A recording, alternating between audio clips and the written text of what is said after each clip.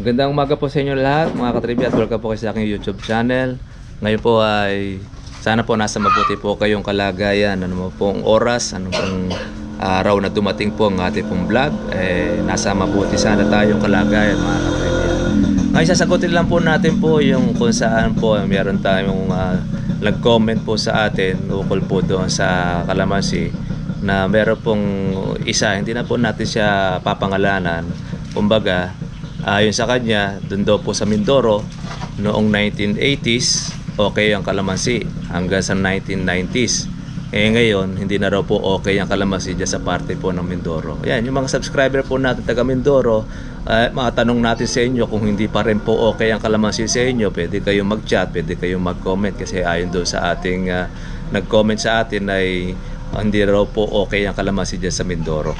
Kasi ang sagot naman po natin, sabi nga niya, wag na raw tayong mag-recruit pa na magtatanim ng kalamansi at hindi na mabibili ang kalamansi dahil daw sa dami po daw ng magtatanim. Siguro baka yung ating katribya, baka hindi niya rin alam. Noong araw dito po sa aming bahay, yan, at si tatay, kailan po tayo nagkumpisa po naman kalamansi dito sa atin? Dito na magsimula magkalamansi yan dito, 90s. Oh, 90s na. 90s. Nung magtanim kami ng kalamansi rito, may nagsasalita na rin ng ganyan. Na ako hindi na mabibili yan. Gawa nung marami ng may tanim. O, hindi rin napigil yung mga tao. Kung mamahanap nga ng gustong pag-anihang maganda ang mga tao, mga magsasaka, tuloy pa rin tayo ng kalamansi. Ngayon, sa katagalan, dumating nga ang bagyong nasentrohan ito ng bagyong Santi. Nalanos ang mga mangga rito. Naubos ang mangga. Pinalitan nyo yung lahat ng kalamansi. Kung wala na silang pananim. Ngayon, ang ginawa ngayon ang sinasabi ngayon ng iba, yung may mga tanim na una, lalong hindi na mabibili kalamansi niya pag nasilaki yan. Pag parang kalayan ka ng 5 taon, hindi na mabibili kalamansi. Yun ang kanilang prediction, kanilang hula. Tuloy pa rin ang tanim ng mga tao. Dumadami pa rin nagtatanim. Ngayon, dinaanan naman ni Cardeng. Naubos na yung mangga. Lalo nang naubos ang mga ilang nakatira. Pinuno na naman ang kalamansi. Ngayon, ang kalamansi, pagkatagaraw, nagda2,000 ang isang red bag. Ano ibig sabihin ko? Ba't nagda2,000? Ibig sabihin, kinukulang ng supply. Noong panahon na yon, nung unang magtaniman ng kalamansi ito, noong 90s, ang pinakamataas na halaga ng kalamansi, 600. Isang red bag. Yun ang pinakamataas na presyo. Singit na yun. Pero sa panahon ngayon, nagda2,000 o 2,500. Ang isang red bag na kalamansi dito sa puno. Ang kuhanan pa lang yun. Kuhanan pala sa puno yan. Tingi na magkano tingi. O ngayon, nasaan yung sinasabi mo na hindi na okay ang kalamansi? Ipakita mo nga. Sabi, ipakikita namin, meron kami ebidensya. Bakit ngayon dumataas pa presyo ng kalamansi samantalang sinasabi mo ubod na ng dami? Kinukulang pa nga. Marami pang gusto magtanim. Tsaka hindi. Tanong ng tatay, lahat ba ng mga lupa ay pwedeng tanim ng kalamansi? Hindi po pwede. Marami nga gusto magtanim. Hindi nga po pwede kalamansi. Yung kasing mga lupang pwedeng mabuhay ang kalamansi. Pagka wala ka namang ipandidilig, hindi rin pwede. Meron ka pwedeng tamnan ng kalamansi na lupa, mabubuhay pag tag-araw, pag tagulan, mamamatay. Hindi rin pwede. Kaya hindi lahat ng lupa nabubuhay ang kalamansi. Paano natin mapupuno ang kalamansi ang Pilipinas? Marami, gaya ng Bukidnon, hindi pwede kalamansi dyan. Dahil palay, exclusive lang talaga sa palay. Ngayon, sinasabi nyo hindi na okay. Bakit yung kamatis? Nakikita natin. Trak ko itapon, mga kerot. Bakit yun ang hindi mapigil magtanim? Kaya nga, tali pa rin lang tanim. Tali pa rin ng tanim. Nagmamakasakali mga magsasaka. Hindi natin dapat pigilan yung gustong magtanim. Dahil yun ang gusto nila makikita nila magiging pakinabang nila sa pagtatanim ng kalamansi. At saka hindi. Ipinakikita natin sa ating mga kababayan na kung gaano ka ginhawa pag meron kang tanim na kalamansi, wala kang amo. At saka ang kainama sa kalamansi, ang kalamansi kahit anak ng kalamidad, matibay. Buhay ang kalamansi mo. Sa panahon ng kalamidad, pwede kang gumawa ng pera kung may bibili. Hindi katulad ng mga gulay na tinatanim natin. Pag kinalamidad ka, 0-0 ka. Di kagaya sa kalamansi. Hindi kaya sa kalamansi, continue. Oh, kahit nabaha nga, buhay pa siya. Bay, basta nakalitaw ang ibabaw, no? Kahit bulubog ang ilalim, baka kukuha ka ng bunga ng kalamansi. Makakapitas ka. Magdala ka lang ng banyera, lalagyan ng kalam ng pipitasin mo. Edi masasalba mo na yung bunga, makakagawa ka ng pera. Pinakatanga yan ng kalamansi. Ay, At saka ang kalamansi, marami pinagagamitan. Kaya huwag kang kabahan. Ngayon, kung may tanim kang kalamansi, baka maganda, ikaw na magpatay ng kalamansi. Para huwag kang madami doon sa pagbagak ng kalamansi. Sa sinasabi niya Sinasabi mo, hindi na okay ang kalamansi. hindi niya papatay. Ngayon, kung gusto mo naman natin, ikaw lang matirang may kalamansi. Pagbigyan mo naman yung taong gusto makinabang. Ganyan tayo pare-pareho. Hindi po pwede tayo lang meron. Maganda sa atin, pare-pareho tayong meron para mapigil-pigilan natin ng konti. Yung mga sumisibol na masasamang loob. Ngayon nung nakaraan, ang kalamansi dito sa atin sa Tumana, ilan-ilan lang ang kulatay na may tanim. Ngayon ba? Puno na itong lugar natin Itong tablado sa Cabiao. Pasyalan mo, punong kalamansi. Nanganak pa nga ito. Ngayon, dito sa parte San Antonio, napuno na rin lahat ng Tumana. Ng kalamansi. Lumipat na rito sa Hain. Sa Leonardo. Sa Leonardo. Palayan City. Ayan, makita ng Kuya po. Kinukulang pa rin ang supply ng kalamansi. Nasaan yung sinasabi mo? Tsaka experience nila yan Tingnan, pupunta sila sa palengke kung magkano presyo ng kalamansi sa tingi. Ngayon, kung talaga naiirita ka rin sa kalamansi, o baka naman sa amin ka naiirita, tanggalin mo yun at baka may pagkaingit ka lang, baka magkasakit ka pa sa puso. Tsaka meron pa tayo isang kaibigan na kung saan kaya ayaw kang tigilan ng pagre-recruit sa kalamansi, kumikita sa punlaya. Alang masama naman doon. Talagang ganun. Maghahanap buhay ka sa marangal na paraan. Hindi ka nanluluko. Totoo yun. Bakit yung mga nanluluko hindi niyo pigilan ninyo? Magre-recruit ng baga, kaya nag-i-scam. Hindi na tirahin ninyo. Ito yung naghahanap buhay ng marangal. Ang tao naman na bumibili, hindi naman pinipili. Basta kami, pinakikita namin yung pakinabang sa kalamansi.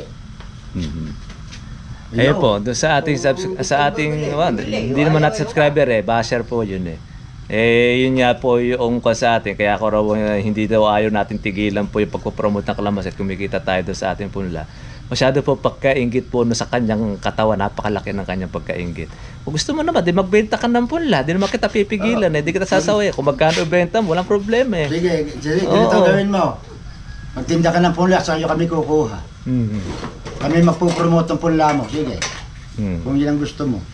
Ilabas mo, kaya laka mo, yung mga punla mo dapat, siguraduhin mong maayos. Baka mamaya, mapupulot mo lang doon sa tabi-tabi ng mga expired na. Hindi po tayo, masisira po tayo sa ating mga subscriber.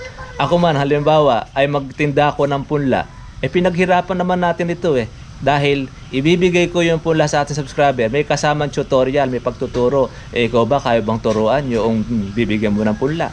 Yun ang ating promo. Na hindi lang po ibinigay natin ang punla sa tao, hindi alam ang gagawin. Bago niya itanim yung kalamansi, ipakikilala at paalam po natin sa kanya kung paano niya itatanim, paano aalagaan. Yun yung sa akin sasabihin natin, hindi natin pinaghirapan. Pinaghirapan namin yun. Ang ipapayo ko sa iyo, kung natatakot ka ang kalamansi, hindi na mabibili, patayin mo yung kalamansi mo. Mag-iba ka na lang ng tanim. Ayun, tama magtanim. Baka gusto niya ng mangga. Kahit magbaser ka na magbaser, manira ka ng manira, hindi mo kayang sirain yung tao.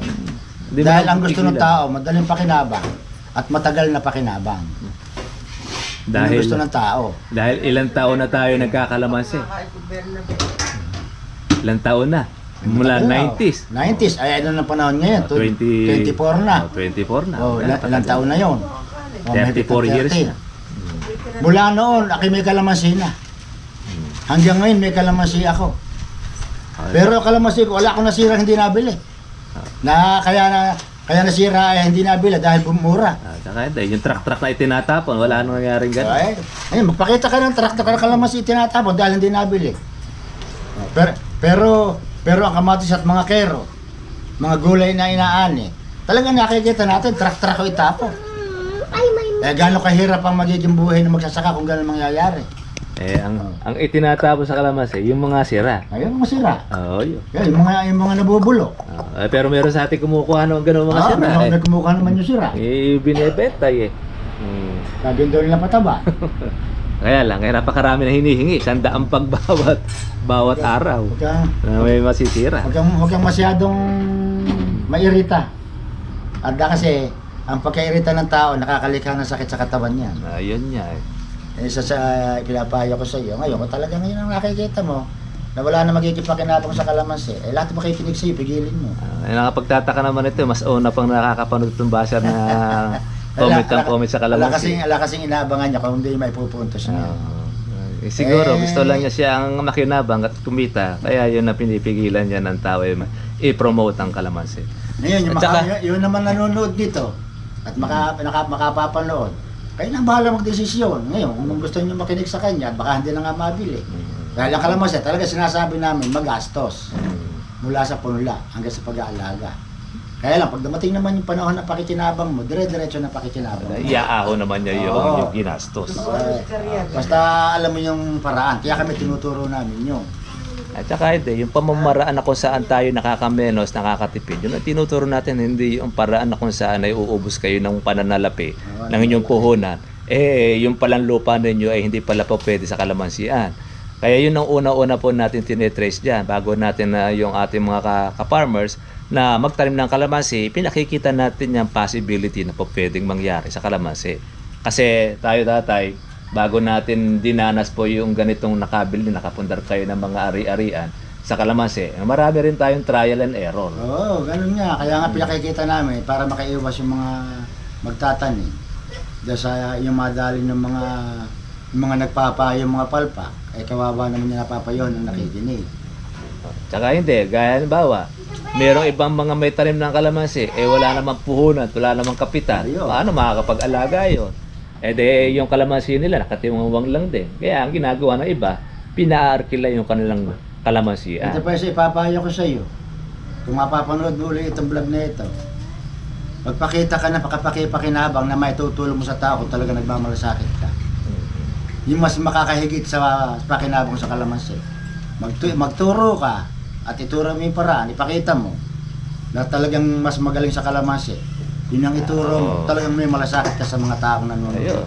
Yun ang maganda mo ikaw, i-suggest. Pero gusto mo, tutulungan ka pa namin, basta mas mainam yun. Pupromote natin. Sa lahat ng mga prutas, sa lahat ng mga gulay na gusto mo mas maganda pakinabang kaysa kalamansi, ipakita mo para at least makita ng mga manonood po natin na meron kang ipinapayo, dapat may nire-recommenda ka naman na po pwedeng itanim.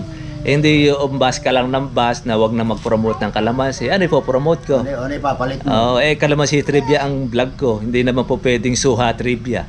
O kaya mangga trivia. Magpakita ka ng mas pakipakinabang sa kalamansi. Kasi tao nagmamalasakit. Halimbawa, kagaya ko, nagtatrabaho ko sa ganung lugar. Sumusweldo ko halimbawa ng 4 tara. Walang kwenta rin, malis ka yan. Ngayon, kung aalis ako, saan mo ko dadalhin? Yun ang dapat. Natanong ko. Yung nakikita na maganda. Meron ba akong lilipatan na masigit dito sa kinikita ko? Yun ang tanong ko sa iyo. Ngayon, kung wala kang maipapakita, at wala kang maipapalit doon sa sinasabi mo huwag na ipromote, ako na lang kami mo. Kung may kalamansi ka, patayin mo na lang. Sa halip palitan na lang ng ibang tanim. Sa halip na yung kanyang mga kababayan, halimbawa, yung kanyang kapitbahay, kung saan ay napapalong pagka bumabaha, lalo na doon sa pagpaparming halimbawa kagaya sa gulay, bigyan mo na halimbawa ng magandang suggestion na mapangmatagalang negosyo. Sa halip na advisable mo, sinisira mo pa ng kalooban. Lalong kawawa, di makakaahon po ang Pilipino sa kahirapan. Ang totoo nga, nung bago-bago akong nagpo-forma magtanim ng kalamansi, may pumipigil na sa akin. Marami nang may kalamansi, huwag ka na magtanim, hindi na mabibili yan.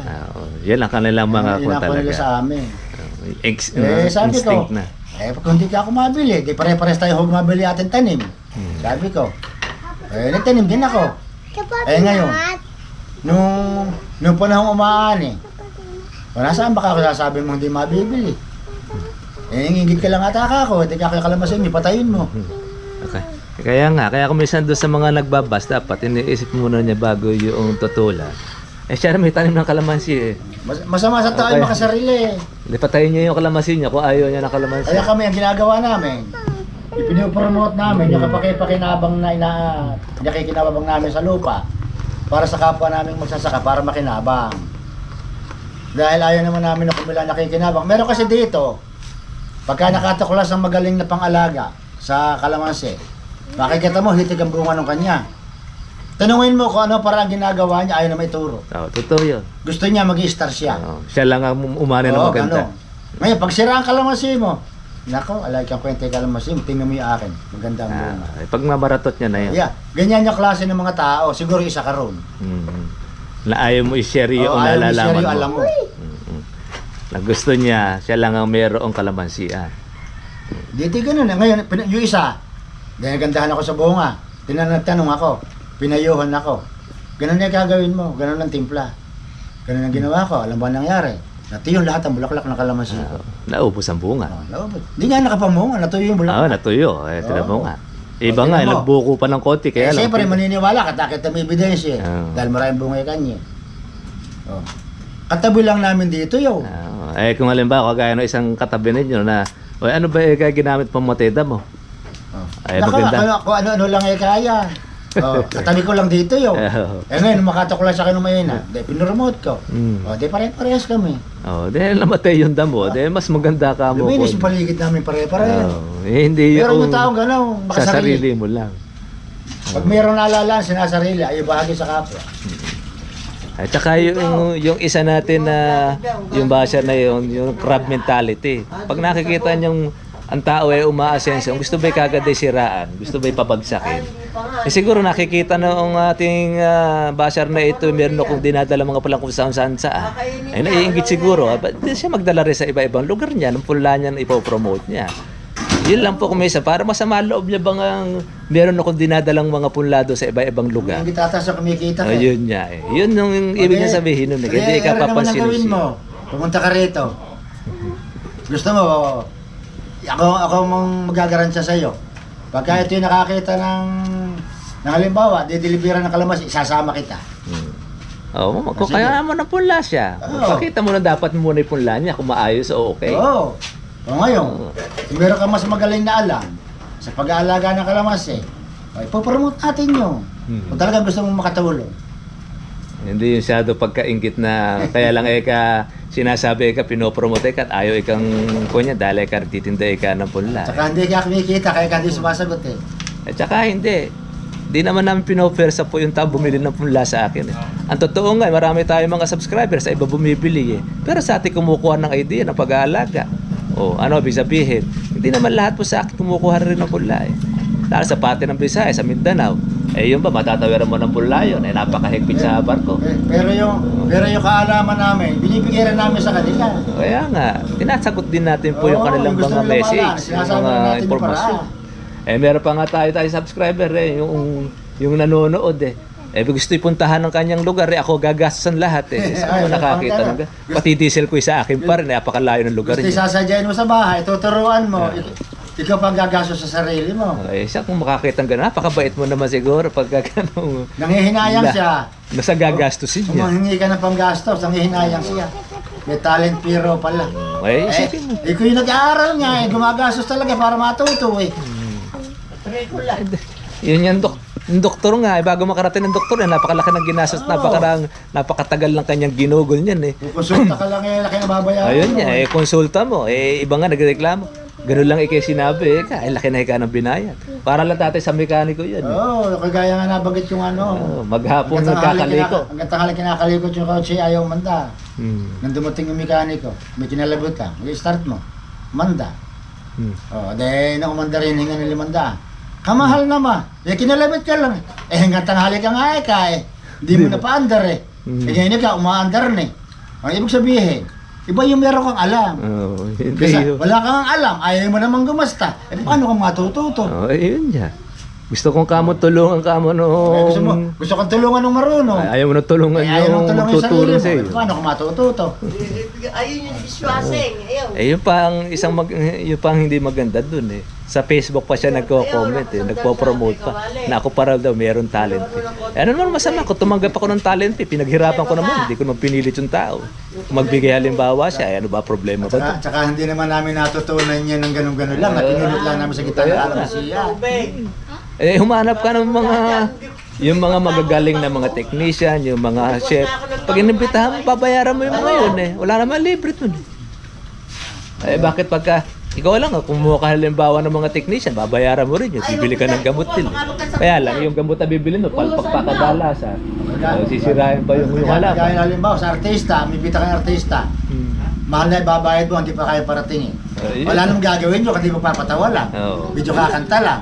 Samantalang tuturuan mo na ikabubuhay. Patas, manghihinayang sila. Aba, makikinabangan naman ulit tuturo mo. Eh, doon sa mga nagbabas po na yun, nagtatanong nun. Hindi kasi po pwede po mga katribya, hindi po natin sasagutin nyo. Kasi ba, pag nabasa nila yung mga comment niya, akala nila wala tayong kibo sa bagay po na yun. Eh, yung pang mapapaniwalaan ng iba. Eh, ano ba ko halimbawa, kung sa ate po tatay walang manood na may interesado, ay alam mo mawawala sa amin eh. Dahil may kalamansi na kami, kumikita na kami dyan, wala kami problema eh. Ang amin pong hangad lang po sa inyo mga katribya, yung mga gustong mamili, kayo, nasa karapatan ninyong mamili kung ano yung gusto ninyong tanim. Pero sinasabi namin sa inyo, yung kagandahan at yung kainaman ng kalamansi ang business. Dahil dito na panatag po ang lahat ng ating pong mga tao rito sa aming pong barangay. Dahil sa kalamansi, napakaraming trabaho ang nai-promote niyan. Mamimitas ng kalamansi. Nakapaparal lang na. Oo. Mga ahente, mas maganda pa kita pa nga ng ahente. Mas maganda nakita ng mga ahente. Oo, sa may-ari. Pero mong hanap buhay, may bibigyan mo sa mga tao na walang hanap buhay. Nawala na yung gapas, yung halimaw. Nalimitaw ang halimaw, wala nang gapas sa mga magagapas. Oo, di nakatiwang mga tao. May gutom. Ngayon, may kalamansi. Mas maganda kita nila sa kalamansi kaysa sa gapas. Ang totoo nun eh, napakarami pong nagpapasalamat doon sa mga may tanim ng kalamansi eh. Mula noong mauso po yung halimaw, yung harvester. Dahil kung hindi dahil sa kalamansi, ay sigurado tatay, maraming magugutom. Dadami yung masama. Siyempre, pagka gugutom pamilya, magagawa ka ng paraan. Kaya nga, magnanakaw. Ngayon, makapag-promote ka ng hanap buhay sa mga tao. Sa halip ka makaisip ng masama. Hindi makaisip ng masama dahil pangailangan nila sasapatan. Sa Sinabon. Yung subscriber ko doon sa kuya po, kay Sir Ponce, yung kalamansi po niya doon, ang daming trabahador na create doon. At least, meron siyang araw-araw na pinakikinabangan na naghahanap buhay. Madaling salita, ang kalamansi nagpo-promote yan o nagkumukuha siya ng maraming trabahador para merong pangsweldo. Makatustos po sa buhay. Eri pa isang pinakikita namin sa inyo. Kung yun na talagang kita lang ang kailangan namin. Yung gustong magtanim, tinatanong namin yung klase ng lupa niya. Kung mabubuhay ang kalamansi o hindi. Ngayon, pagkaklase ng lupa niya, hindi pwedeng mabuhay ang kalamansi, sasabihin namin, huwag ka na magtanim. Dahil sayang yung perang uubusin mo. Kung kami hangad namin kumita, tamnan mo. Para kung sa amin ka kukuha ng pula, tamnan mo. Mas maganda, sinsinan mo. Yun nga yung karamihan ng mga naririnig natin doon sa mga subscriber na bakit ba ganyan kasinsin yan? Isang metro na pagitan. Yun kasabi ka nagtitinda ng pula. Mas marami mas okay eh. Nung magkadikit-dikit na, hindi sila magkita-kita. Kaya yan, ang mga nagpo-promote, ng sarili lang ang pakinabang. Pero kami hindi. Pag ang area ng lupa mo, hindi pwedeng mabuhay ang kalamansi. Discourage natin. Kahit nagustuhin mo, hindi namin ipapayo sa'yo magtanim. Ngayon, kung gusto niya magtanim sa sarili niya, sa iba na lang sa kumuha ng punla, kung iba, may kukuha na siyang iba. Pero hindi namin siya dideliveran ng pula, ikasasama niya. Dahil una-una, malulugi lang siya. Malulugi siya, papagod pa. Kaya doon po sa ating pong mga subscriber, bahala po ang tao na siya ang mamili kung ano gusto niya yung itanim. Ba't mo kailangan pigilin yung tao nagpo-promote ng kalamansi? Bakit pipigilan mo na wag nang mag-promote, di na ka mabibili? Nasa tao naman yun eh.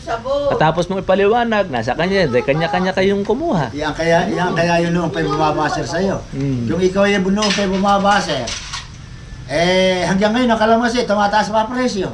Kaya nga. Ngayon, kung ngayon ka pala bumabaser, huli ka na.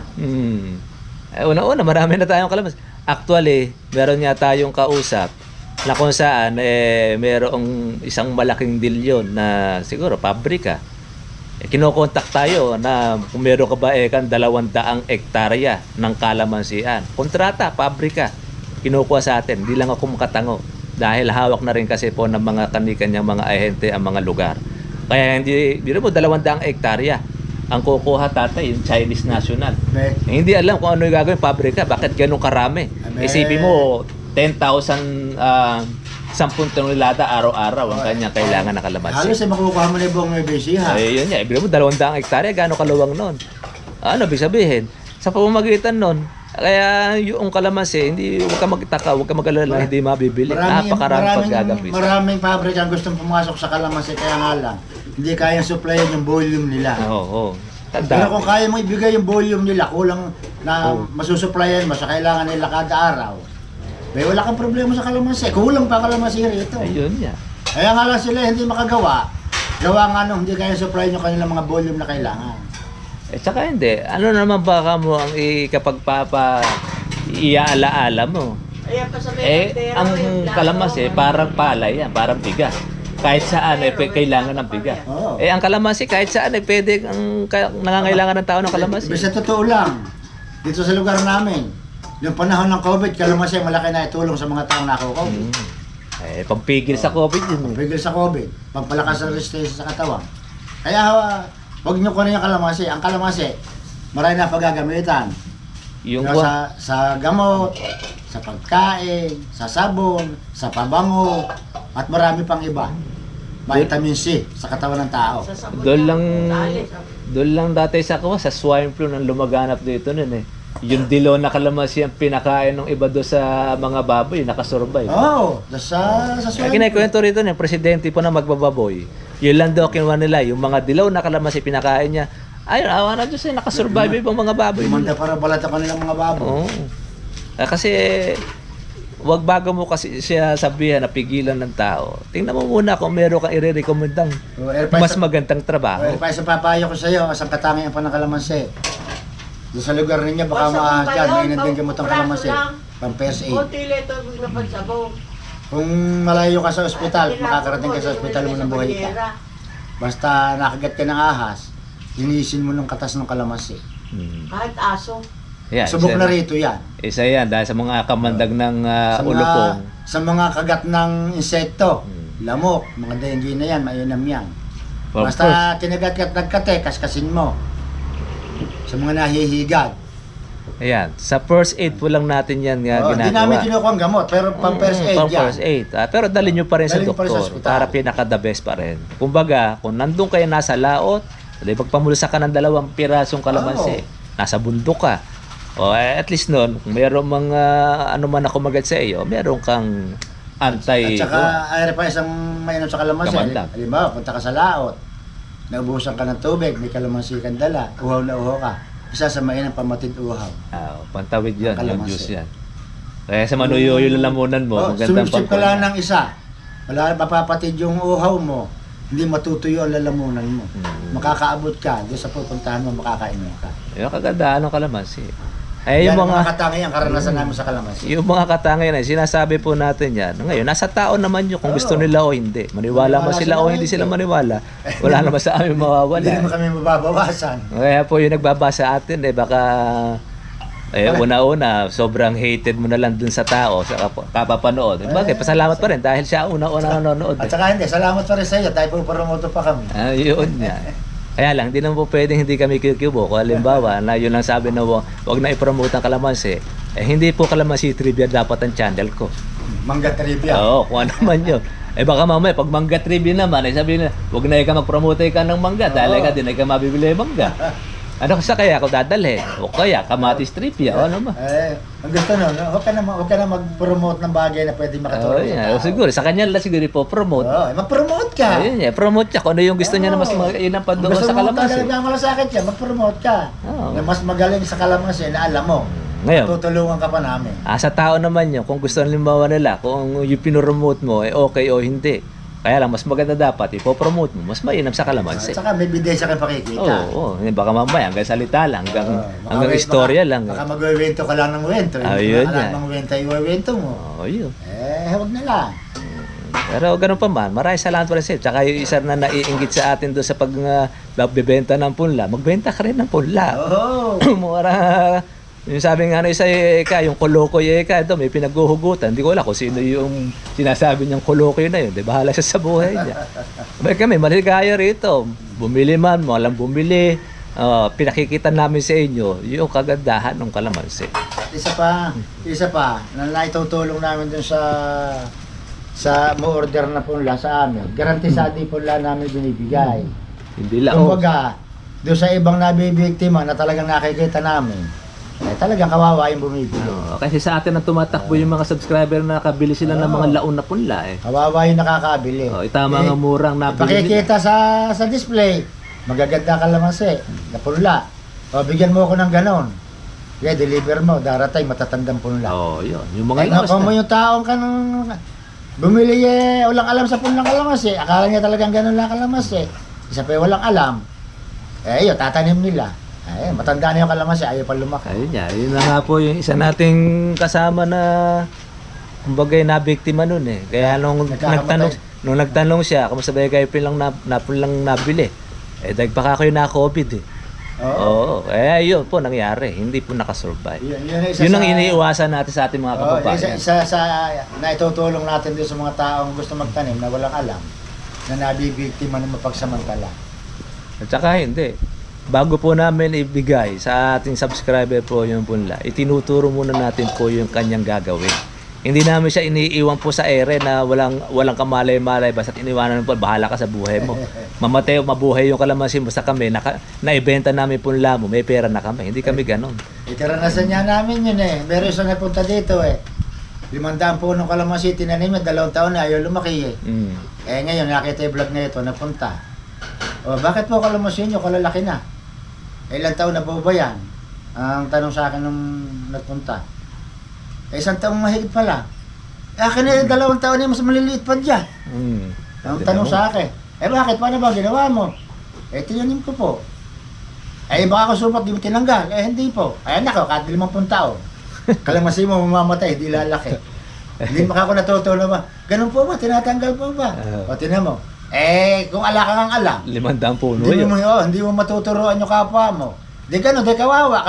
Kamahal nung binili yung punla, ginagastosan. Pagkatapos alam pa kinabang. Hindi ka naman naawa sa kapwa mo nung gano'n.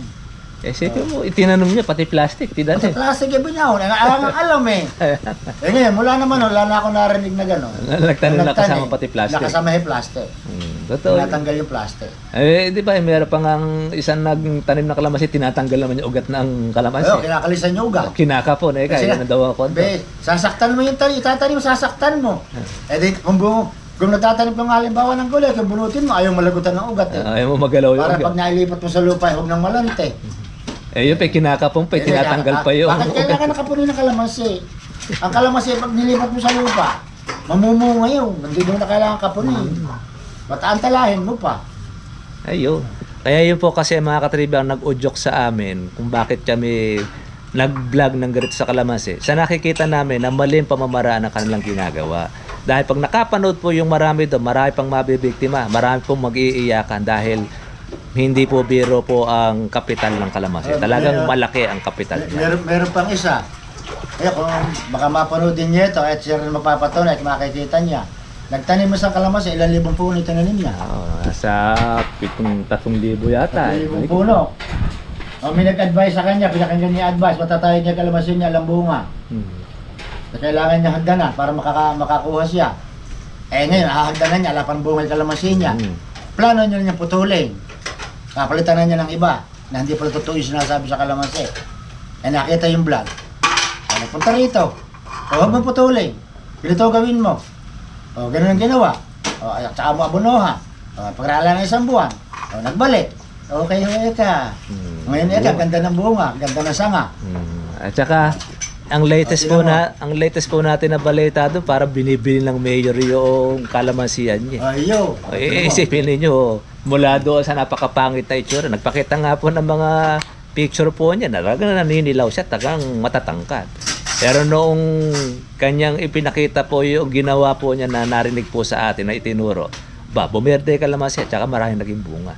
Kaya nagka-interest yung mayor na bilhin niyo yun. ang kanyang farm. Kaya yan isa sa hatikhain namin. Makatulong kami rin sa mga walang alam na nabibiktima ng mga panloko. Ayun nga eh.